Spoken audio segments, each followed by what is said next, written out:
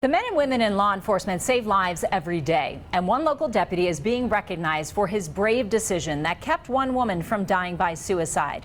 Tonight, we have his body camera video that shows how it all unfolded, but have chosen to stop the video where the woman tries to take her life out of respect for her privacy. I talked to him about how he risked his life to save hers. I'm happy I was there. El Paso County Deputy Ricardo Garcia only had seconds to decide how he was going to help a woman contemplating suicide at the bridge at South Academy and Highway 115 just outside Fort Carson. One person said they were staying real close to the guardrail, I recall, and the other person said they had one leg over the guardrail. Garcia and another deputy were the first at the scene that morning back in May. Can we go down there and stop? I'm gonna go stop traffic. The other deputy worked to block rush hour traffic below as Garcia worked to calm her down. Deputy Garcia with the sheriff's office. I kind of say, hey, Deputy Garcia with the sheriff's office, may I approach you? I don't want to rush up there, scare her to cause her to fall. We don't want anything like that, so just trying to stay calm myself, try to speak to her.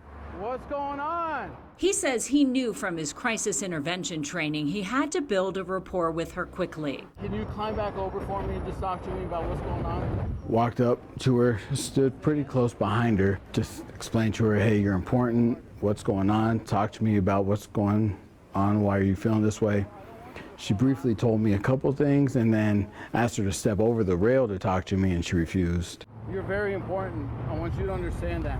As another deputy arrived to help, as soon as he started walking to me, I turned my head back to her, and she decided to turn her body towards me and let her legs drop. And at that time, I grabbed her, lifted her over the guardrail.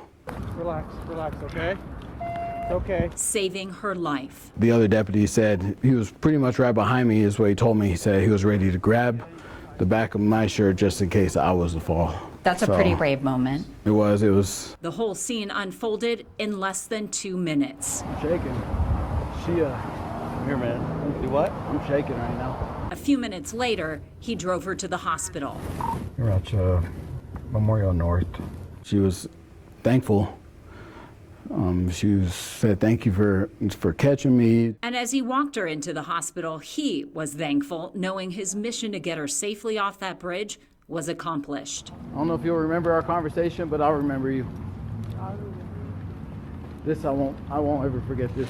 It's stressful, right? It's stuff you still think about, but it had a positive outcome, and that's what matters. And that's what matters. Deputy Garcia's work did not stop there. He later referred the woman to what's called the Beacon Unit in the sheriff's office. They then follow up to offer other resources to help get her mental health on track. Remember, if you or someone you know is experiencing thoughts of suicide, there's help available 24 hours a day. Just dial 988 for the Suicide and Crisis Lifeline.